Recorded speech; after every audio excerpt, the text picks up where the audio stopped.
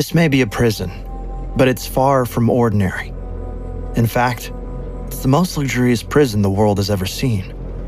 From a glamorous nightclub where Pablo Escobar danced with Colombia's most beautiful women, to a horrifying torture chamber where his enemies would vanish into darkness.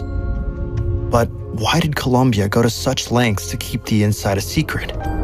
What is hiding inside La Catedral?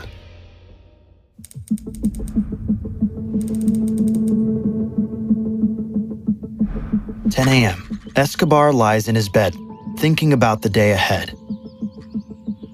This is Escobar's cell, but it's far from what you might imagine. It's fitted with a king-size bed, topped with the finest Egyptian linen sheets.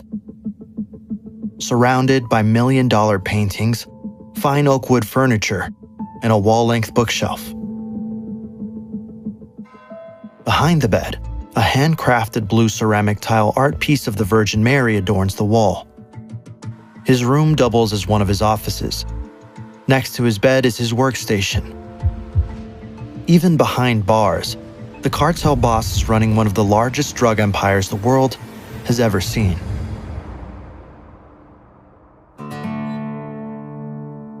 To a man like Escobar, image is everything.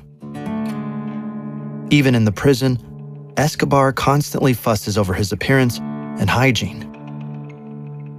He grooms himself extensively, brushes his teeth for 45 minutes. And because of his large belly, he measures his weight every morning.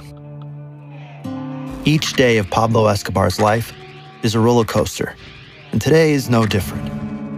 11 a.m. As he makes his way to breakfast, Escobar passes a wanted poster of himself and high-rank cartel members pinned to the wall. It hangs there like a trophy, in a brown wooden frame. He's fully embraced his role as a villain, with a collection of every wanted poster ever issued against him shown off with pride. His kitchen and living room are brand new, fitted with pristine marble, shiny appliances, and elegant ornaments. But he won't be eating here. Escobar rarely eats alone. At La Catedral, he's always surrounded by his closest allies. Escobar is on his way to another part of the prison. As he walks, he passes the rooms of his top lieutenants and sicarios. Like his bosses, their rooms are lavishly furnished. At the center of one of the rooms stands a big circular bed. Where most rooms would have a crucifix, a massive black and white portrait of Escobar hangs, just to remind his goons that he's always watching. It's not hard to see why the Colombian government was so eager to keep the prison and its details hidden from the public. Back inside, the boss starts his day. Today, Escobar will be eating with his lieutenants inside of his giant casino. This room, nearly 500 square meters, is where the narco spends most of his time. As he sits down, Escobar has brought his usual breakfast. His private chef cooks a traditional Colombian plate of rice, eggs, roast beef, fried plantain, arepa, beet salad, and couples it with a glass of milk. It might be hard to imagine, but we're miles away from civilization, up a rugged jungle mountainside. And yet, here, Escobar has commissioned an industrial-grade setup, fit for even the finest restaurant. It's fully stocked with multiple fridges and cooking areas. Just a single one of these fridges could cost upwards of $5,000. The entire kitchen alone set the boss back nearly $75,000. Right now, the chefs and staff are prepared for a typical occurrence in the million-dollar prison. But tonight, something's different. 2 guests are set to arrive at 5 p.m., whose presence will make international news. 1 p.m. Escobar finishes his meal. Even though he's behind bars for countless crimes, his transnational drug empire still runs like clockwork. Escobar stands up and heads to the office. It's probably a good moment to mention just how Pablo Escobar ended up behind bars. By the 1970s and 1980s, Medellin, Colombia, had become the epicenter of the worldwide cocaine trade. Drugs were flowing out and an unimaginable amount of money was flowing in. But gangs, organizations, and drug lords were split. Escobar, being the sharp drug lord that he was, saw this as an opportunity. He used his charm and power to unite all of these different groups under his banner. With internal divisions settled, the Medellin cartel was able to rake in billions of dollars a year. But all of this came at a cost, a deadly cost. Back in his gilded cage, Escobar takes a pause before heading into the office. He has a telescope mounted right outside, pointed at his family's home down the mountain. Escobar bought this house near the prison to keep a close watch on his family and make visits more convenient. His wife, Maria, whom he married when he was 26 and she was 15, lived there with their 2 children, Sebastian and Manuela. The decision to place the prison was strategic, offering more than just an incredible view. He had spent endless hours as a child roaming these hills, meaning he knows the area like the back of his hand. The elevation adds an extra layer of security, allowing him to monitor anyone approaching the prison in case he needs to make a quick getaway. As Escobar takes a look through the telescope, his henchman hands him a telephone. His daughter is on the line. She's staring back up at him through her own binoculars, talking to her dad. "When can I go to the dollhouse?" she asks. A life-size dollhouse sits a few feet away from her dad's room. Just one of the little details that makes this prison so strange. A little girl's dollhouse, though far from ordinary, in the same prison where, just beyond its walls, Escobar is about to issue some very dark orders. Escobar walks into his office and sits down. In front of him, a white Italian marble desk. Behind him, a matching bookshelf. His whole office, including black leather couches and beautifully adorned drapes, looks like it belongs in a 5-star hotel. But today, Escobar has little time to appreciate his surroundings. On his mind is only one thing: betrayal. As we mentioned earlier, the rise of Escobar's cartel came at a steep cost. Escobar had ordered the assassinations of countless people, including very popular political and business leaders. He was also responsible for terrorist attacks, including the downing of a commercial aircraft, killing hundreds. His huge criminal empire made him a target for both governments and criminals. This made him paranoid beyond belief. Escobar saw enemies in every corner, even where none existed. At his desk, Escobar picks up the phone and calls Fernando Galeano. He's furious. He had ordered all of the capos of the cartel to begin sending him $500,000 per week. Disobeying a direct order from Pablo Escobar is not something many people get away with, at least not in one piece. Escobar and Galeano argue, and they both say a lot of things Galeano is going to regret. Finally, Escobar orders that he and his associates immediately come to the prison. He slams the phone down. 5 p.m. Outside the prison walls, a few cars make their way up the prison's entrance.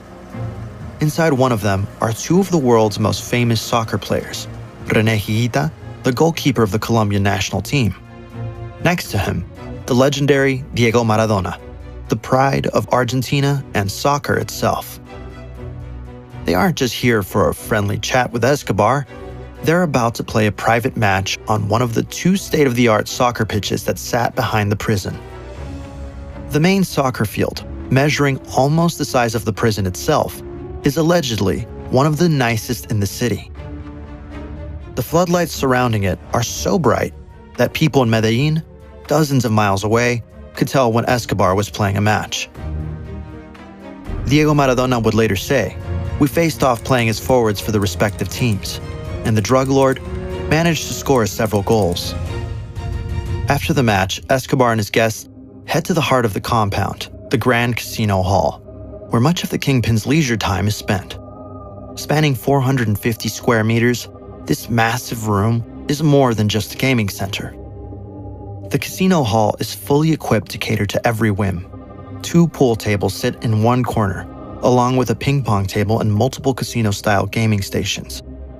At the center of it all is a small altar, dedicated to his beloved Archangel Saint Michael. It's said that Escobar prays to the saint for protection, believing the divine helps shield him from the law, despite the growing international efforts to tear his empire apart. But the room isn't all fun and games. It has an important practical side too. At the back, there's storage for his and his lieutenants' prized motorbikes. Ironically, one half of the hall is enclosed by prison bars. But in La Catedral, these bars aren't meant to lock anyone in. They're literally a mockery of Colombian and world authorities. "You got me," Escobar says. The bars serve as a reminder that even as a prisoner, nobody takes away his freedom. He moves in and out of his compound, living a life of opulence and pleasure, even under the guise of captivity. 7 p.m. The hall echoes with the sound of laughter, clinking glasses, and roaring conversations. The tables are pushed aside to turn the spacious hall into a lively dance floor. Music booms from the speakers, and the guests, a mix of sicarios, capos, soccer players, and Escobar's inner circle, mingle with the women as the festivities ramp up. The party is now in full swing. Escobar, famous for his love of a good time, indulges without restraint. Drinks flow freely: whiskey, rum, and champagne, and thick cigar smoke clouds the air. The narco kingpin moves through the crowd, at times taking center stage on the dance floor, at others sitting back and observing with his glass raised, a contented smile playing on his lips. But even amidst the luxury and excess, no one can ignore the tension in the air. Escobar is a man who lives on the edge, and everyone knew that his mood could shift in an instant. As the hours ticked by, the vibe of the evening slowly began to change. 10 p.m. Another set of cars appear at the compound's gates, their approach much quieter. As they pull in, one of Escobar's sicarios lets him know. The carefree mood of the evening drains from his face, replaced by something much darker. The music continues. The laughter still echoes through the hall, but Escobar's mind fills with unspeakable thoughts. The mask Pablo Escobar has worn for the past few hours is about to slip. He leaves the casino hall, accompanied by a small group of his most trusted men. The music and laughter fade behind them as they make their way toward a secluded part of the compound, the infamous torture chamber. Inside is Fernando Galeano. Earlier in the day, Escobar had summoned him, and now is the moment of reckoning. Galeano stood nervously. The room itself is a stark contrast to the luxury of the rest of the compound. Cold, bare walls surround them, and the dim lighting is like something out of a movie. This chamber is the last stop for anyone who crosses the drug kingpin. Escobar enters, his demeanor cold as ice. He wastes no time. With a steel gaze, he confronts Galeano about his refusal to pay the $500,000 weekly tribute. Galeano tries to plead his case. Little does he know, his fate was sealed the second he walked through the front door. Escobar's men overpower him. Nobody knows for sure what happens next, though horrifying rumors circulate. Only the outcome is certain. Galeano will not leave La Catedral alive. Escobar exits the room, and his guards carry out the execution. When it's done, the body is quickly disposed of. This isn't the first time Escobar has had to deal with betrayal in such a way. You don't make it to the top of a global drug empire by playing nice. He's made countless enemies along the way. El país debe conocer la realidad de ciertos poderosos capitales, los delitos que sus titulares cometieron para lograr formar sus fantásticas fortunas. And his paranoia has only grown over time. Galeano's fate is just one chapter in a long history of bloodshed and retribution. Escobar's paranoia isn't unfounded. He knows the enemies he's made outside are waiting. The political leaders he had assassinated, the rival cartels, the police forces across multiple countries. Every day he remains free, the target on his back grows larger. It was this very fear that drove him to turn himself in. This morning are calling the surrender of trafficker Pablo Escobar a major victory in the war on drugs. Locking himself away in La Catedral was in reality his safest option. Here, surrounded by his own men and fortress-like walls, he could continue his operations without constantly watching his back. As Escobar returns to the casino hall, the party hasn't missed a beat. The music is still blaring, the guests are dancing, and the atmosphere is as lively as ever. Escobar slips seamlessly back into the revelry, as if his hands aren't caked in blood. To the unknowing eye, it's just another night of excess. Yet, those closest to him know the truth. Betrayal is never tolerated, and the cost of defiance is always fatal. Nobody is safe in this line of work, and Escobar's time is coming too. 2 a.m., Escobar heads back to his room, unaware of the problems he set in motion. His enemies have united against him, leaving escape his only option. The government, furious over another murder, demands his transfer to a high-security prison. His own allies, now turned enemies, fear for their lives too. Escobar, a ruthless killer, escaped from his own luxury prison when authorities tried to transfer him to another jail. On July 22, 1992, La Catedral would once again work as intended. As the army approaches, Escobar sneaks through the poorly constructed fence and wall, slipping away into the night. He serves just 13 months of his 5-year sentence. A year and a half later, a special police unit tracks him down to a safe house.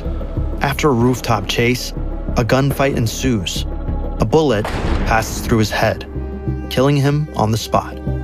Pablo Escobar, perhaps the most dangerous man on the planet, dies. He's only 44 years old. The prison, on the other hand, lasts a few more years, but even it starts falling apart. Tales of hidden treasure cause some to venture up the mountainside, sneak in, and begin looting the compound, dismantling it piece by piece. By the late 90s, the entire structure had been torn away. It's as if the palace had never existed at all. Colombia portrayed Pablo Escobar's imprisonment as a sign of strict control, framing his arrest as a major victory in the country's war on drugs. To maintain this image, the media was tightly controlled, revealing little about the luxurious reality inside his prison to avoid scrutiny. The site where La Catedral once stood is now a monastery and nursing home for impoverished senior citizens. While it had once been where the drug lord had built a castle of sin and torture, it's now a place of respite and healing. Still, there's no washing away its dark history, and its inhabitants no doubt still remember the turbulent years of Pablo Escobar, El Patron.